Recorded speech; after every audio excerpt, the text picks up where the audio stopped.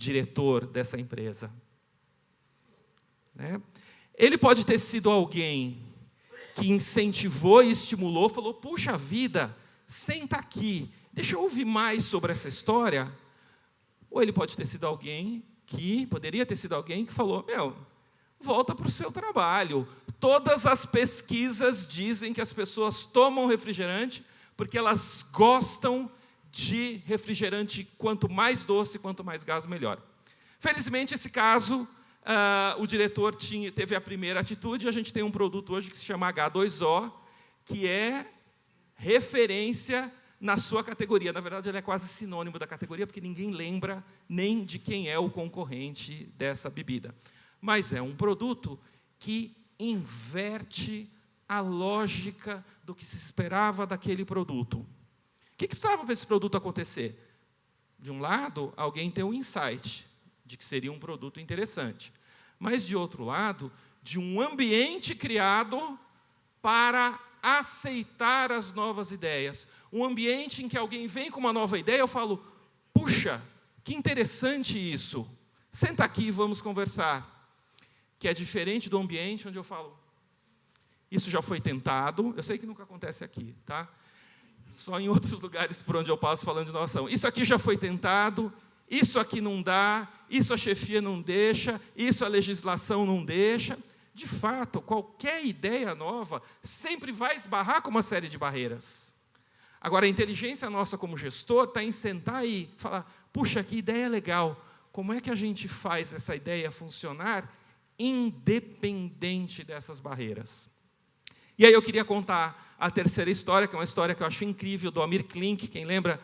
Agora ele está um pouco sumido, né, mas passou aí muitos anos da sua vida rodando os mares num barco sozinho, e numa das viagens do Amir Klink, ele tinha a necessidade de construir um barco que passasse por regiões onde era muito fácil o barco virar.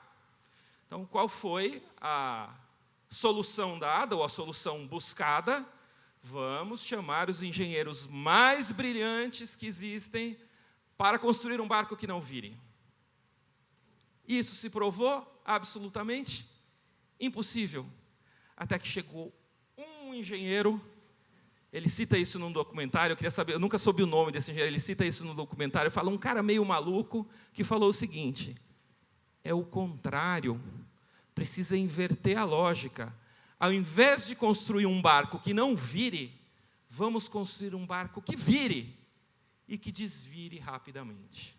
E aí ele conseguiu, enfim, depois de todos os cálculos, construir um desses barcos com que ele fez essas viagens. De novo, atitude número 1.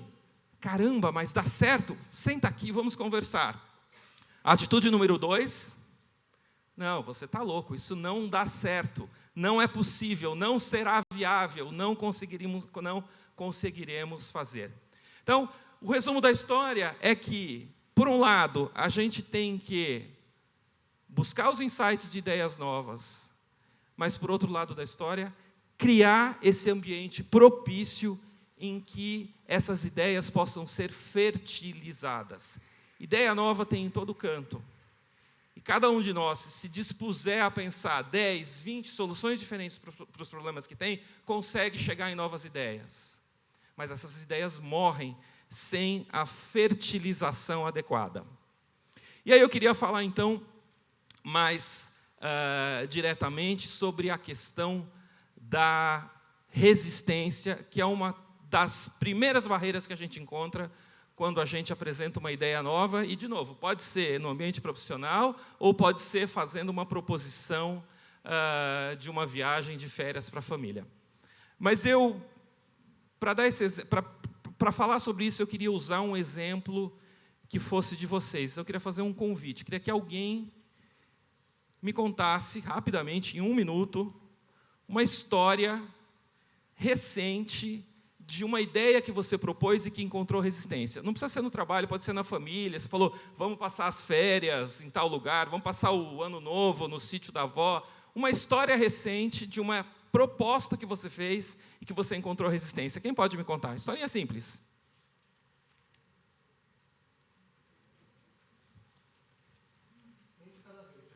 Isso. É que são todos muito bons de persuasão, e aí eu acho que ninguém está lembrando de uma história. Vamos lá, você é a... Nancy, em 30 segundos, conta uma história recente, tem um microfone aí, de uma proposta, uma ideia que você levou e você encontrou resistência.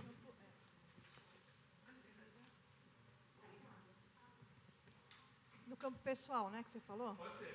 Tá bom. Então, eu propus uma viagem para o meu marido, que é meu sonho conhecer o Japão, que eu quero nas próximas férias, em março, e ele disse que para o Japão ele não vai. Tá, e aí o que você fez para convencê-lo? Você tomou uma decisão radical de ir sozinha. Mas você tentou convencê-lo antes de ir sozinha? Todas as fases. Ah, olha só, ela tentou convencê-lo de todas as formas. Dá alguns exemplos, Nancy, por favor, de como você tentou convencê-lo. Eu falei que ia fazer bem para ele. Ia fazer bem para ele. Falei que era um país diferente, uma cultura diferente, que a gente ia aprender coisas novas, que a gente iria ver coisas interessantes, que seria bom para o relaxamento dele. Aí, mas não fui feliz, então eu tive que tomar um segundo caminho. Legal. Também, olha só. Muitas vezes a gente apresenta uma ideia ou uma proposta e a pessoa fala não. Qual que é a nossa primeira reação? Explicar de novo e detalhar mais, né? Então a Nancy chegou, marido, vamos para o Japão, vai ser legal. Não. Marido, vai ser bom para o seu relaxamento. Não. Marido, você vai conhecer novas culturas. Não. Na verdade, o que acontece? Algumas resistências nossas estão aqui no campo cognitivo. Eu não entendi porque aquilo é bom. Só que a Nancy voltou para o marido e explicou, não, é bom para o seu relaxamento e é bom porque você vai conhecer novas culturas. E ele continuou falando não. Então, será que ele não tinha entendido? Imagino que é fácil entender que você vai viajar para uma cultura ainda mais distante como é do Japão. É fácil entender que, do ponto de vista racional e cognitivo, que aquilo vai te fazer bem mentalmente e culturalmente. A gente tem uma tendência muito racional de lidar com as resistências. A gente explica, aí a gente mostra um gráfico, aí a gente pergunta à pessoa, você quer que eu desenhe? Né? E continua insistindo no cognitivo. O problema é que a resistência não está aqui, mas está aqui. No que a pessoa sente, naquilo que ela acredita que é bom ou que é ruim, nos valores que a pessoa tem, no aprendizado que ela acumulou ao longo da vida. Esse tipo de resistência não é explicando, não é fazendo gráfico, não é desenhando que a gente vai conseguir vencer. Esse tipo de resistência a gente só consegue vencer envolvendo a pessoa naquilo que a gente vai fazer. Senta aqui, vamos ver. Vamos planejar, vamos sentar junto, vamos criar formatos diferentes de fazer isso. Até que em algum momento cai a ficha de que aquilo pode ser bom. E o que acontece às vezes? Você explica, desenha, faz a coreografia, a pessoa diz não. Você envolve, a pessoa diz não. O que essa pessoa precisa? Na verdade, onde é que está a resistência? Não está no cognitivo, não está no sentimento, mas está no hábito. Eu nunca fiz assim. E aí eu saio do exemplo da Nancy para voltar para o nosso exemplo corporativo, porque é muito comum, a gente entende a necessidade de mudança. Alguém tem dúvida de que no cenário desenhado hoje no país e para os próximos anos precisamos de mudança para ser mais eficientes? Quem tem dúvida, levanta a mão.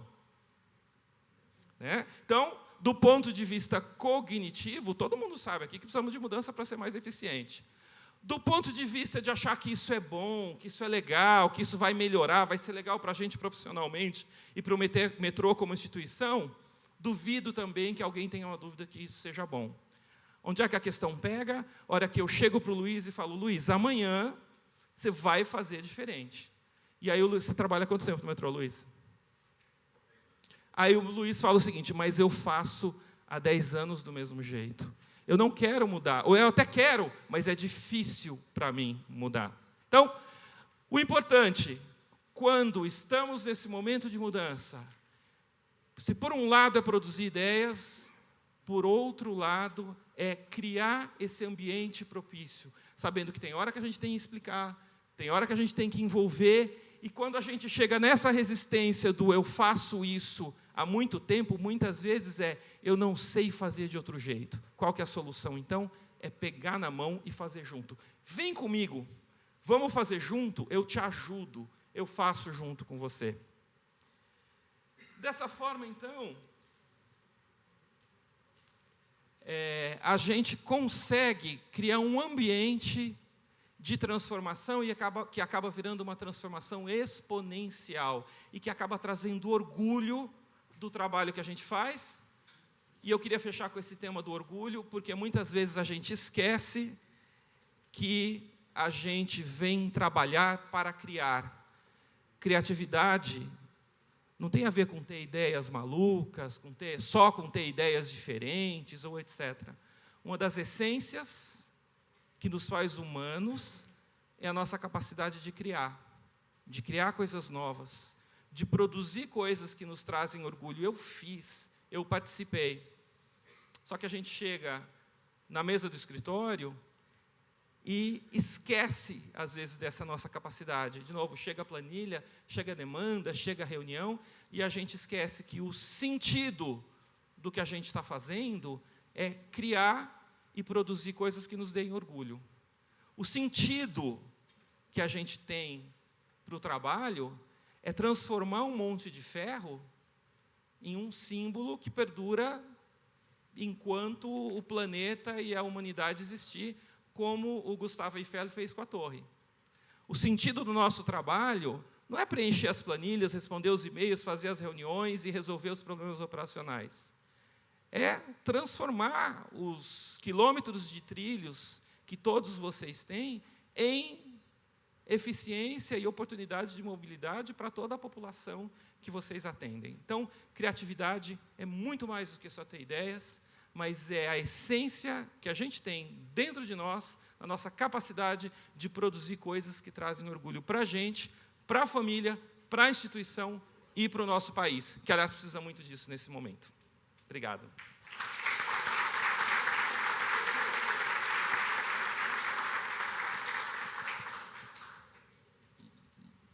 Muito obrigado, Sandro. Tá. Eu acho que a gente vai ter que sair daqui pensando em transformar, né? Transformar e avançar. Tá? Ela, pelo menos, fica lá dentro da nossa cabeça, né? E a necessidade de agir e convencer. Obrigado pela... Doutor Plínio, por favor, vamos.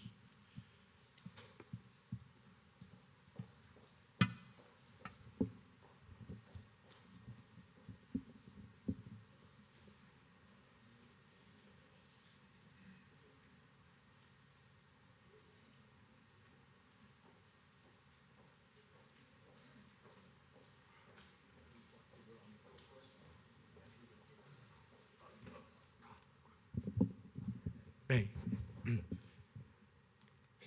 muito obrigado. Eu vou falar daqui, não posso segurar o microfone, e vou ler. Não é?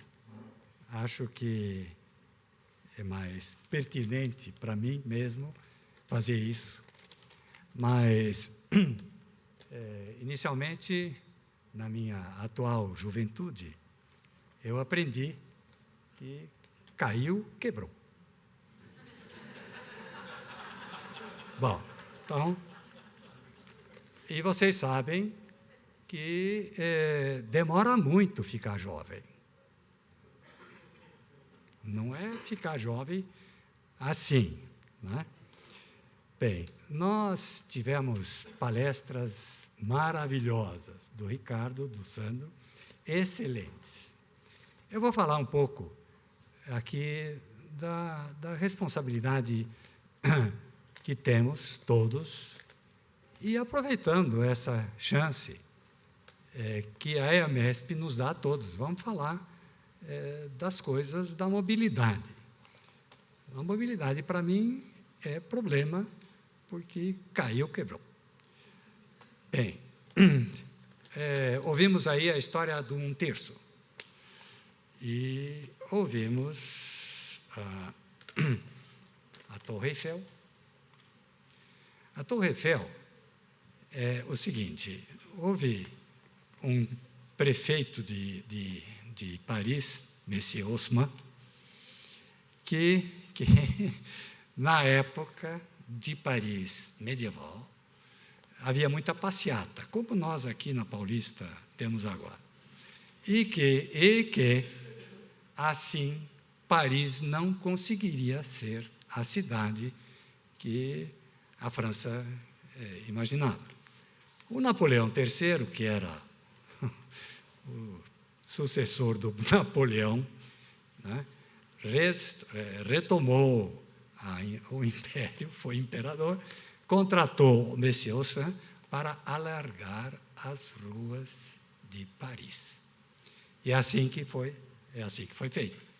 E isso fez a turma circula, fez um muro ideal em torno de Paris, agora chama Île-de-France, e Paris não cresce mais naquela região, que é o centro, é o grande centro de Paris.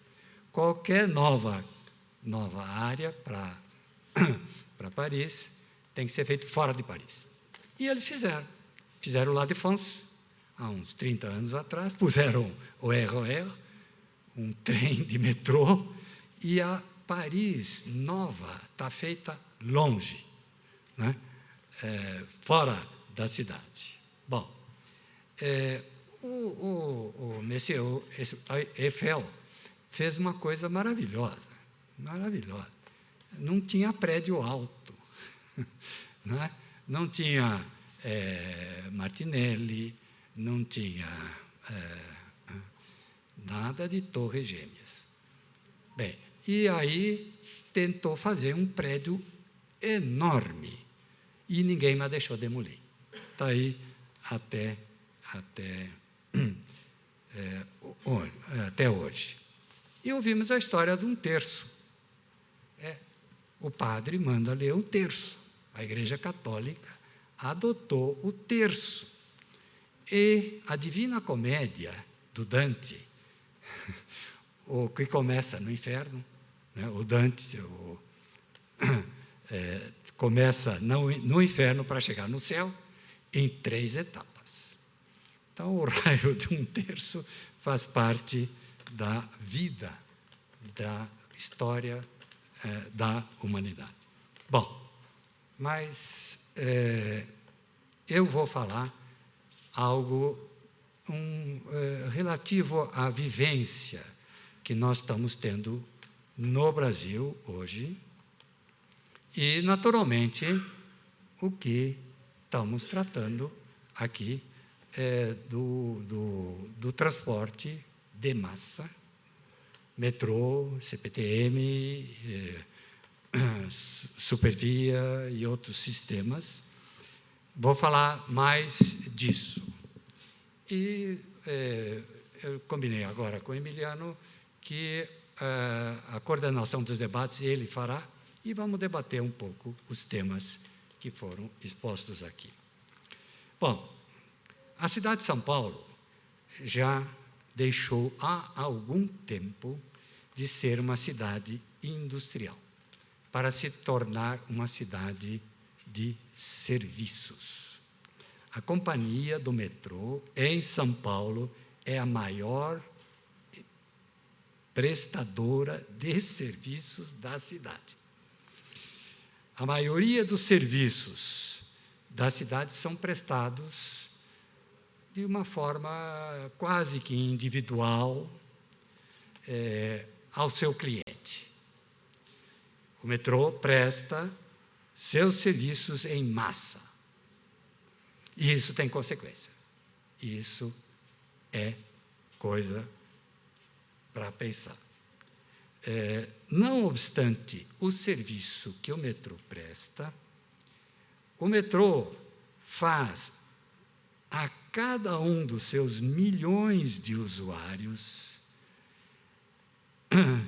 e tem no seu cliente alguém capaz de sentir bem, se está bem tratado e grato pelo que recebe.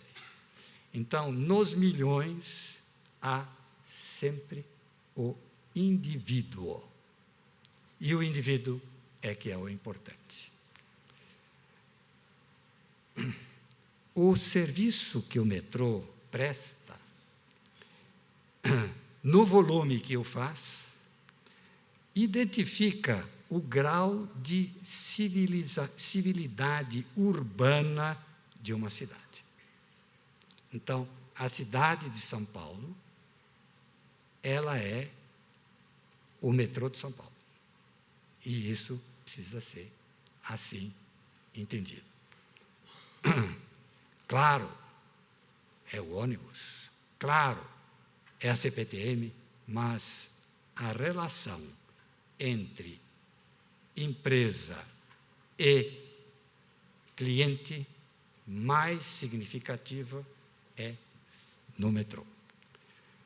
O apreço que o metrô recebe é consequência de um processo que passa pela escolha e definição de suas linhas, pelo projeto de sua implantação, pela escolha e domínio da tecnologia selecionada, pela competência da sua organização empresarial e pelo diálogo com o seu usuário. Não é fácil dialogar com milhões. Precisa ter tecnologia para isso.